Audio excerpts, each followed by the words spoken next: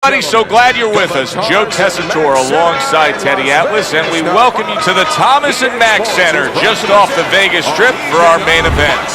12 rounds of lightweight action between these two great warriors. He's making his way to the ring with a determined giddy-up in his step.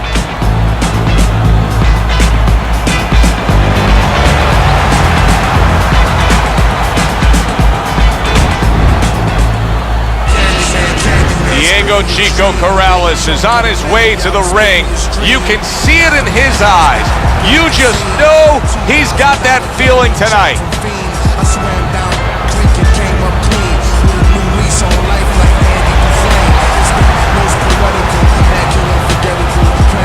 Introducing first, fighting out of the blue corner, the Guerrero. And his opponents, fighting out of the blue corner, Chico Corrales.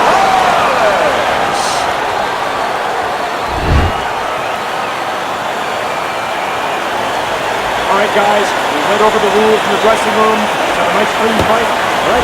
Round number one, scheduled for the championship distance of 12. Well, Teddy, here in this matchup, two guys who tend to go the distance. What do we look for early?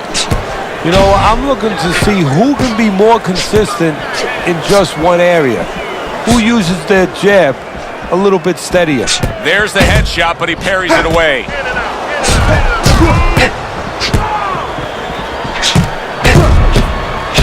Good counterpunch from Corrales.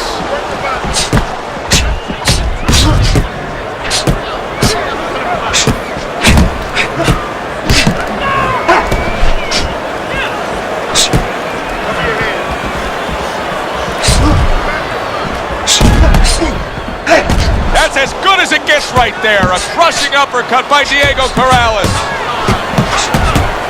Chico able to land the counter punch. And in round number one, you already get the sense that they have no intentions of this fight going the distance. Not able to land the headshot.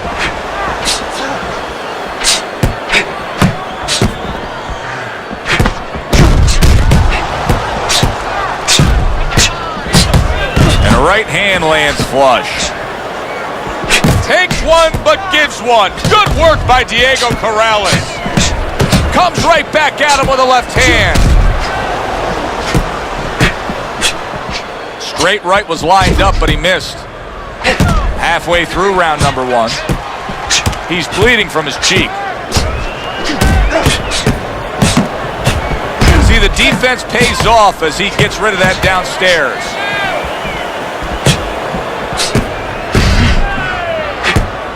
And now they're trading blows.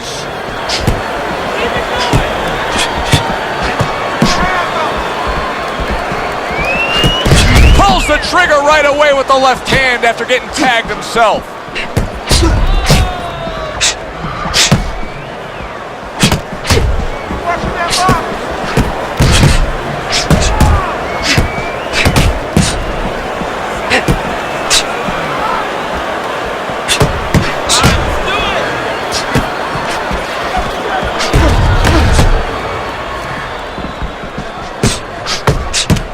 He's got something for him himself, and it's a left hand. His cheek has been split wide open.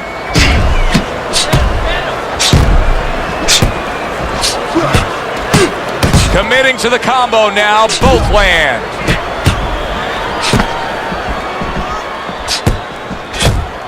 Final 10 seconds of round number one. Good defense upstairs to stay away from that offensive assault. We come to the end of the round. A round that I'm having a tough time trying to think about who won. I can only imagine what the judges are thinking about. Teddy, if there's one thing you look for in a round like that and say, okay, I'm going to give it to this guy over this guy, what is it? Well, the first thing is, if I'm a judge, I take a little notepad and I make a little mark down blue or red corner what he did early. Because sometimes a judge has a tendency to forget what was done early and only go with what went late. Get the compress on that. Let's work on the swelling. You can work on the swelling.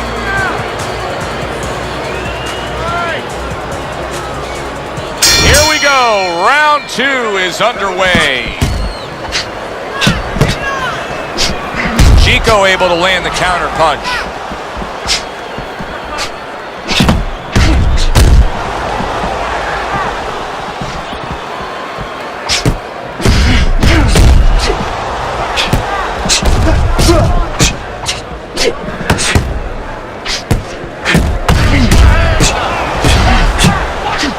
Not the most accurate uppercut you'll see.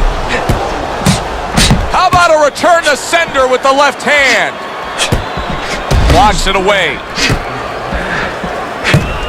What does a fighter need to do to really build the foundation to a great career? Well, first of all, they have to have the desire to have that great career. There has to be something in them. There has to be coal in that furnace to burn, and to burn later on. Maybe something happened to them in their life. Maybe through their parents, maybe through neighbors, maybe through coaches. Somebody told them they were never going to make it. And they go in their mind that they're going to find a way to make those people walk.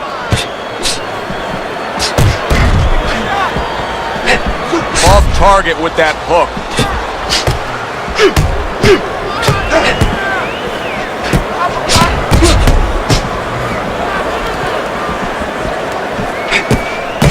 That's classic work with the double jab. Reaching the halfway mark of this round.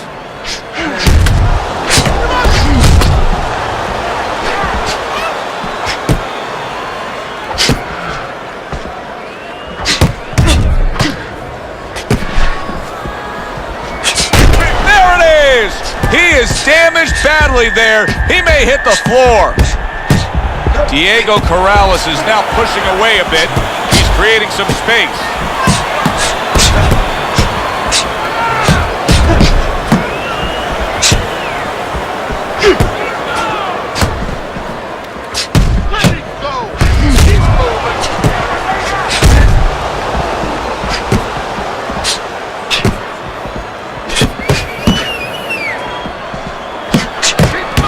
Well placed, well timed combo up top. More than one, and it's just what he wants.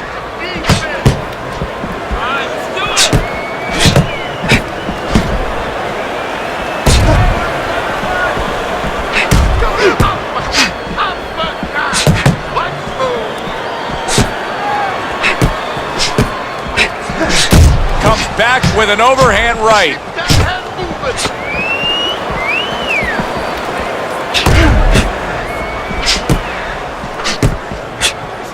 You can see he's trying to score up top, but off the mark there. So we come to the end of the round, and clearly a confidence booster for this man. He got to his opponent. He was able to stun him. Teddy, when a fighter comes back after doing what he just did, do you see them almost light up, like get a little boost of energy because of that? Yeah, it does build your confidence a little bit. You know, it makes you feel more secure. I can control this man. I had my way. Let's get on that swelling. Get on the swelling.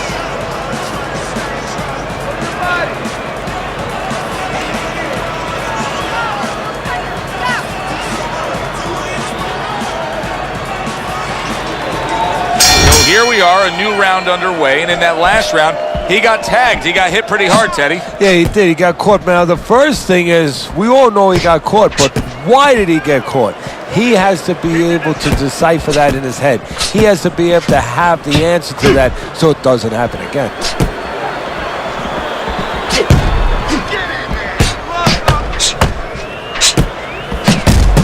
Right back to the work up top. How is he taking these kind of shots and just dismissing them? What a chin on this guy. Yeah, well, what a neck on him. Look at that neck. I mean, it's about 19 inches. That is the shock absorber. But the rest of it is he's seeing it. He has good vision. He sees the shots coming, and he's making up his mind they're not taking him anywhere.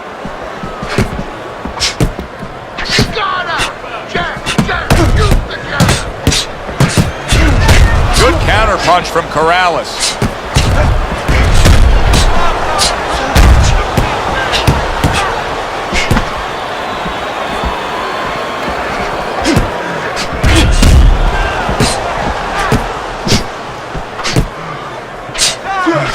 Good block by Corrales.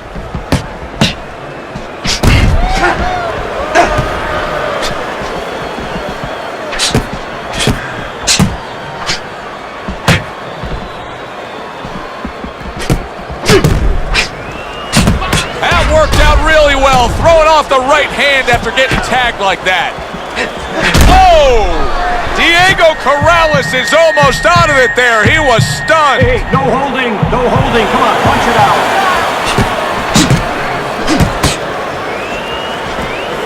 Blocks that punch.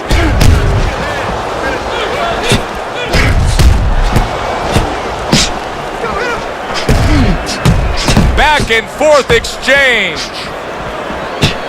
Corrales with a block punch.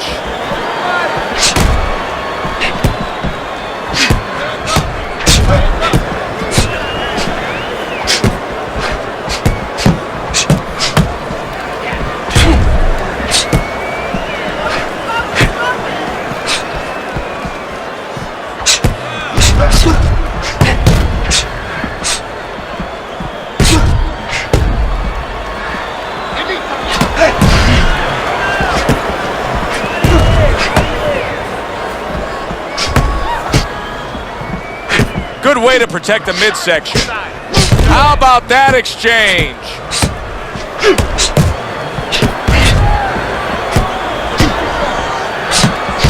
Last 10 seconds.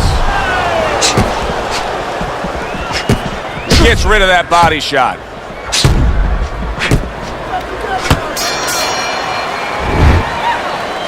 Okay, listen. When he misses with a need to mix your punches. Throw more punches to the body.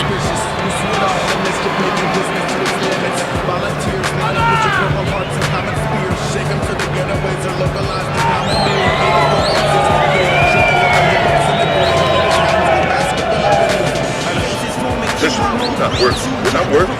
You're not working on anything I've worked on.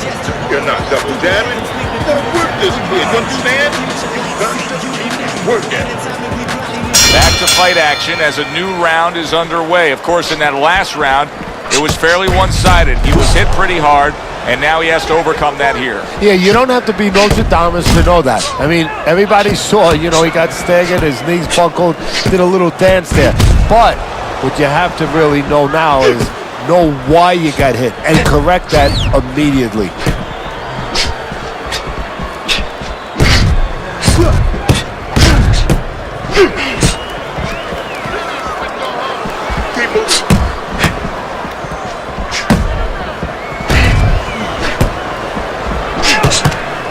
Way to block there.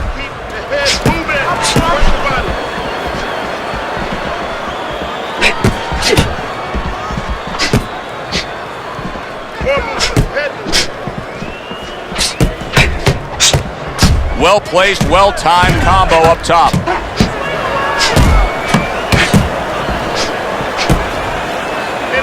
He's got a real problem on his hands right now.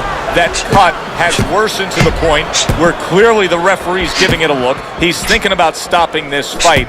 Is this the time now, Teddy, where the fighter has to understand that and try to end the fight on his own terms? Well, it's a catch-22 right now, Joe, because he has to be more defensive-minded. He has to make sure that he doesn't catch any more leather in that area to worsen that cut. But he also has to find some offense to slow this guy down, to give him a reason to start stepping back instead of stepping forward.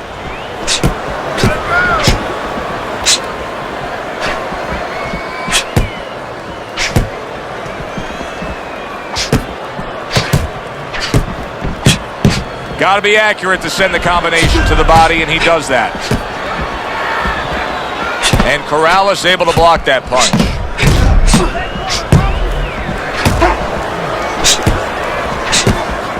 Diego Corrales' movement's really helping him out, avoiding that punch. Not hitting his mark there, going upstairs. Diego Corrales is making for a tough target there. He gets away from that punch. He's just not concentrating on the body as a target here, Teddy. No, and you wouldn't mind if he didn't have to. In other words, it all depends on the scenario. This scenario says that he should be going to the body, and he should recognize that. And that's part of the talent of a fighter, recognition, that you have to recognize where the opportunities are.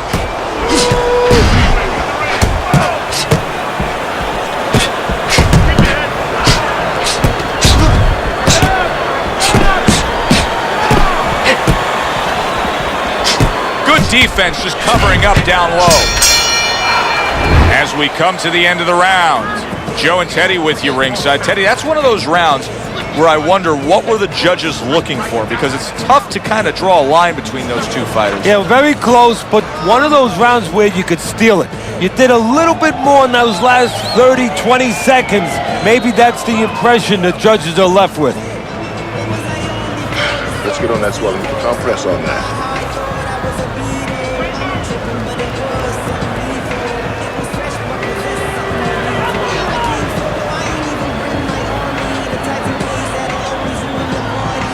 To action here at the start of this round, which is just part of what has been a very evenly fought fight. One of those fights that's going to be very hard to score.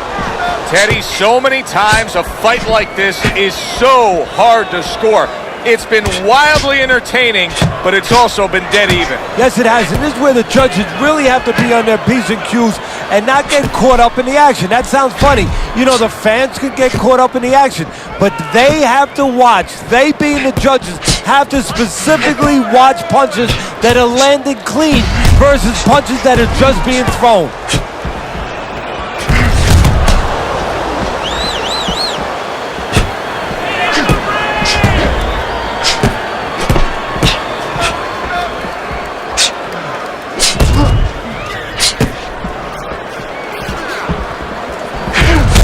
Chico able to land the counter punch. You get the sense that they know no other way how to fight.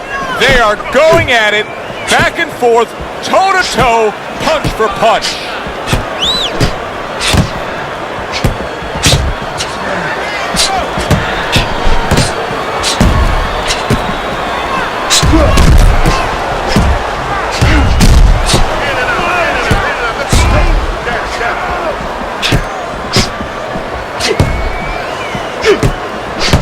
He takes a shot and then commits to giving one right back. Throws a counter punch there. Teddy, this is one of those moments where you just wish you could pick up the phone and call up the world and say, tune in. Everybody should be watching this, right? I have a cell phone. I might do that right now. Start dialing.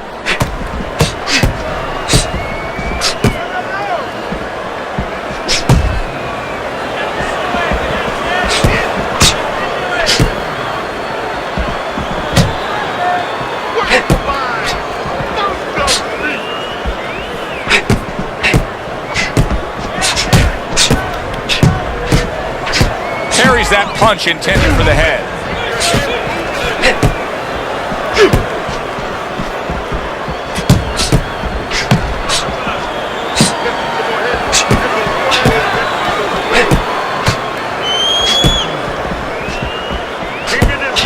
Nice block that time. It was intended to the head.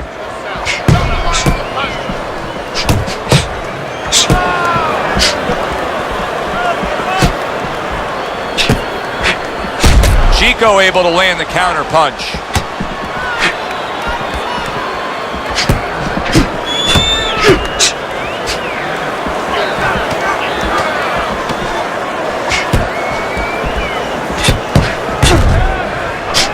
Not the most accurate uppercut you'll see. Well, as that round comes to an end, it gives us a moment to kind of reflect on this overall fight. And Teddy, my thoughts are pretty clear cut. This is the kind of fight that just takes on a personality of its own. This is an all-out war. Yeah, this is kind of like watching a guy who's not on a budget. You know, he's spending with both hands. You know, when he goes home, he's going to have no money in his pockets. And when this fight is over, these guys are going to have nothing left in the gas tank, and it's probably not going to a decision.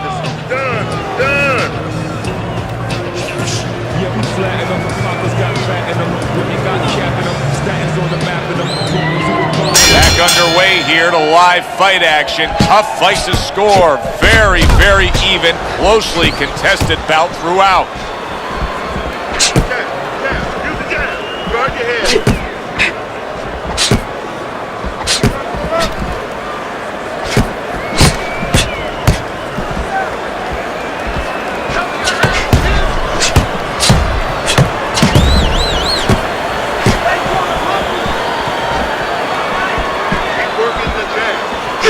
Gets rid of that body shot.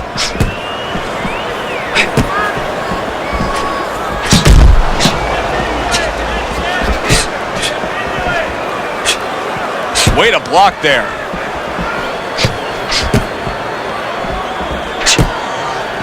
I would assume there has to come a point in this fight where he has to make the commitment to throw the power punches. It's hard to envision a way he's going to win this fight without going down that road. He doesn't have the confidence to do it. I don't know if he's mentally strong enough to do it. I think he's worried about throwing hard at the guy because maybe in his mind that means the guy will throw hard back at him.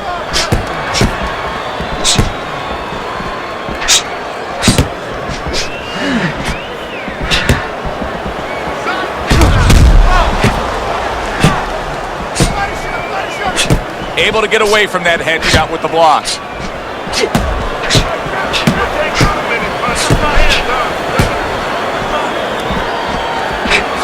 And you see he turned defense into offense, comes back with the counterpunch. And that's exactly what he brings to the game. He makes you miss, he makes you pay, and he makes you think twice about throwing a punch later on. He's showing very good footwork. He's showing fine defensive movement here. But as for the opponent, how do you solve that? Well, you got to make believe you're a football player. You got to make believe you're a linebacker in football. You go down the line with that running back. You don't go following around the place. You make sure you move laterally. That's exactly what he's got to do. He's got to cut that ring down, take space away.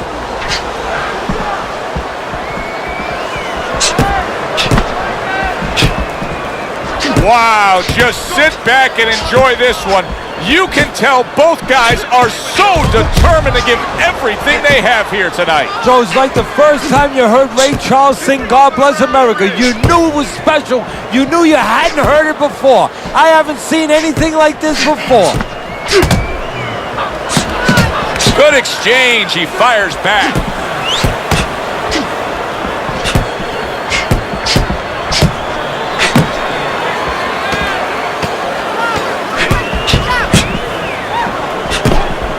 Nice block that time. It was intended to the head. End of this round. Joe and Teddy sitting ringside with you. It gives us time to reflect on the bigger picture of boxing. You know, it was interesting. We had a fan walk up to you earlier today and say, hey, I know you learned everything from the legendary Cus D'Amato, the great trainer. And he said to you, what's the one thing you took away from all your years with Cus? What did you say to him? Well, it wasn't a paycheck, I'll tell you that much, because Cus didn't believe in paying you for that. He said you're going to college, you're getting a valuable education, and you're not even being forced to pay a tuition. So I understood that. We worked 7 days a week, so there was no union. Cus believed in working on Sundays, so you couldn't go complain and say I'm being overworked. But I think seriously that the most important thing that I learned, of course, that from a technical standpoint, you have to be really secure in those areas. No matter how much talent a fighter has, you have to teach them right, teach them the fundamentals, but mentally. You have to understand that a fighter's really always under fear. And you have to understand those dimensions, those parameters. And you have to be able to find a way to get in there, understanding how he feels mentally, and understanding how that can impair his judgment, stop him from doing simple physical things. Chico able to land the counter punch.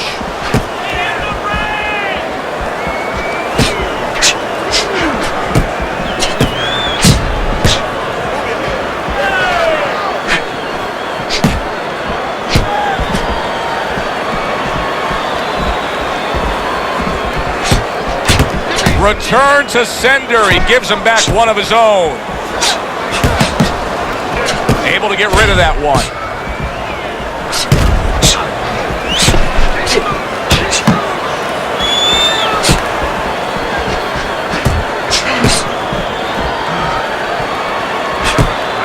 Diego Corrales is showing that he's got some defense of his own. He got away from that punch.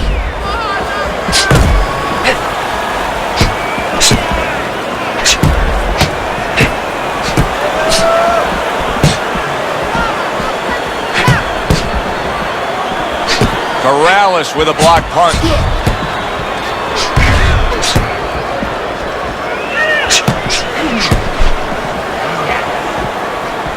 Good block by Corrales.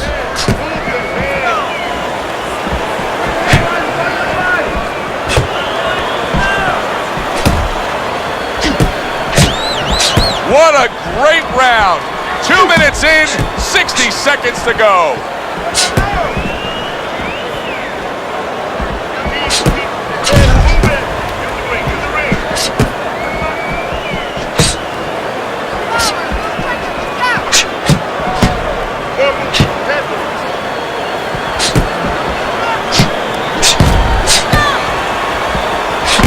Well, you can tell that this cut is now a major problem.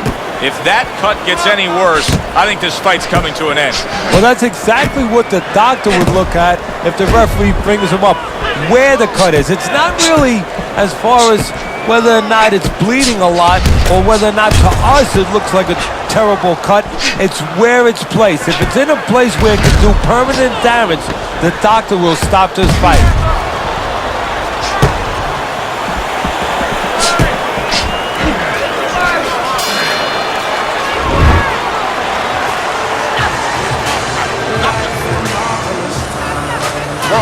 Throw punches, okay? Don't walk into it without throwing punches.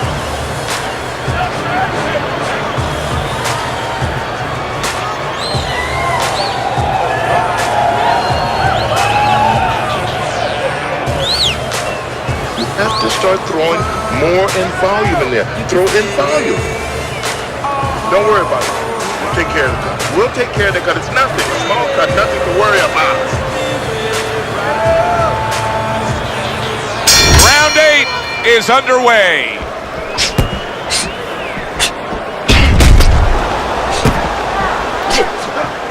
Oh, and there you go. Diego Corrales is down. He is down.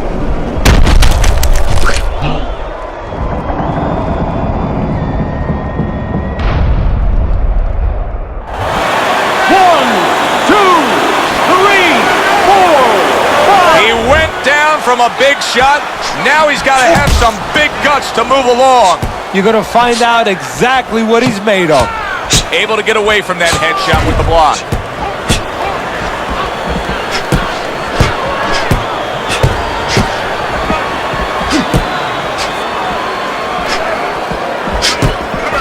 You can see he's trying to score up top, but off the mark there.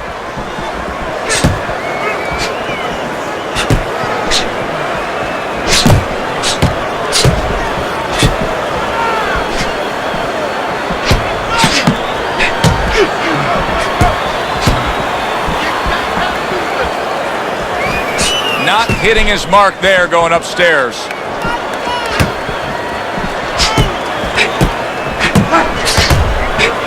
That just missed.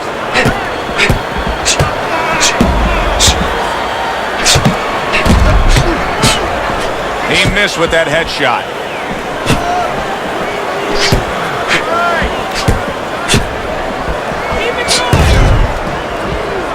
This is great stuff. I mean, great stuff. Bringing it every which way they are. So you remember the time you were on a vacation, you saw that perfect sunset? Oh, yeah. It was just beautiful. This is beautiful.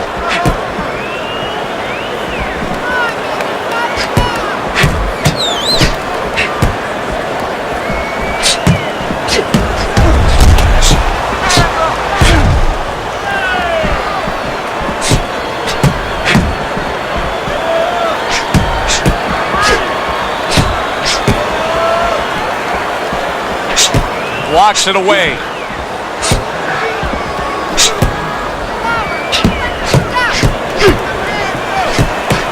I suppose if you're his opponent, you just keep doing what you're doing. Keep going after it. That cut is there for a reason. Why change anything? If you're the guy who caused the cut, yeah, the first thing you think, Joe, is you keep going after it, but you don't want to get carried away either. You don't want to go headhunting to the point where maybe he makes an adjustment and you should be going downstairs to the body, but you're seeing that blood, you're seeing that red flag there, and you keep going upstairs when maybe you should be going downstairs visiting that body a little. Comes right back at him with a left hand. Showing you some defense there with the block.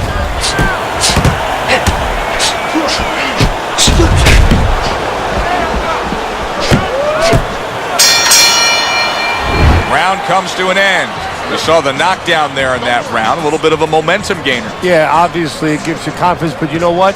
it can also be a momentum killer, believe it or not. How so? Joe, I've had guys where the worst thing that happened to them in the fight was when they scored the knockdown because they thought it was just going to keep happening.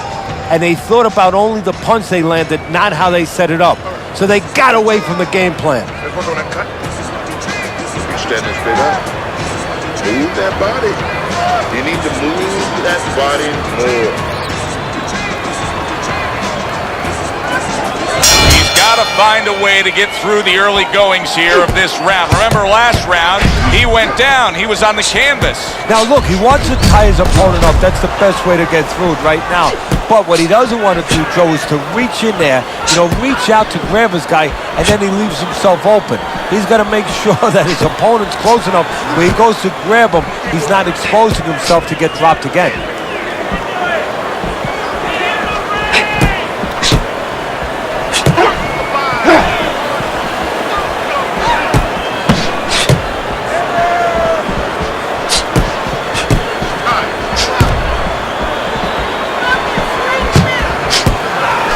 Good block by Corrales.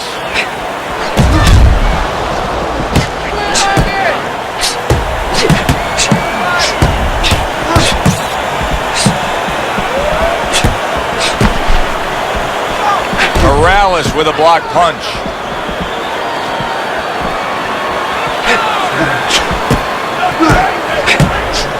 Oh! He is not in good shape. He could be on the deck in moments. Oh! Down he goes! He went down!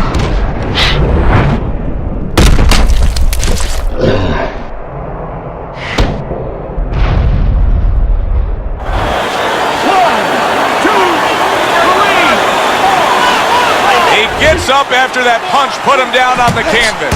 Now he needs to get on that bicycle and stay away from this guy.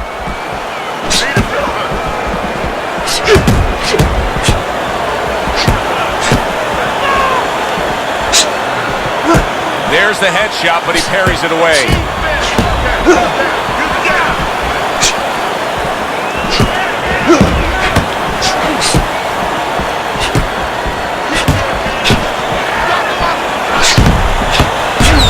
That's a nice counter punch from Diego Corrales.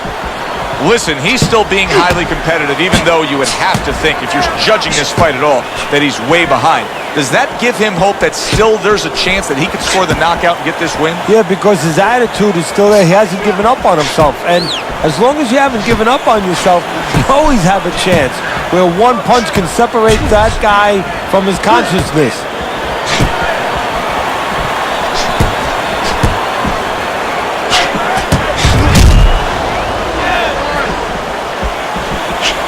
Great fight. I mean, just a great fight.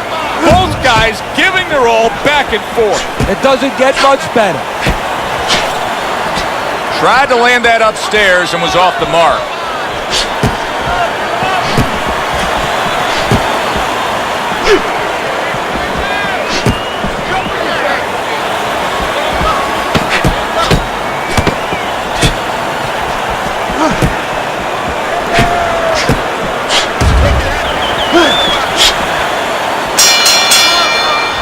Teddy, making predictions in boxing is often a dangerous task, but I'll make one right here that seems pretty obvious to me as we come to the end of that round here.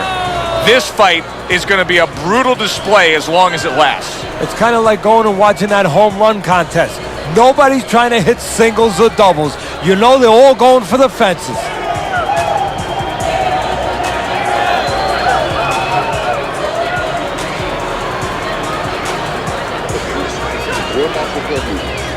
That's it. Throw him off at moves. So here we are, a technical knockout. It's over. An early night for all. The ref stops the fight. Your winner, Robert. He's your winner by TKO, Teddy. He did a great job. From the beginning to the end, there was never a doubt. For Teddy Atlas, I'm Joe Tessitore. Have yourself a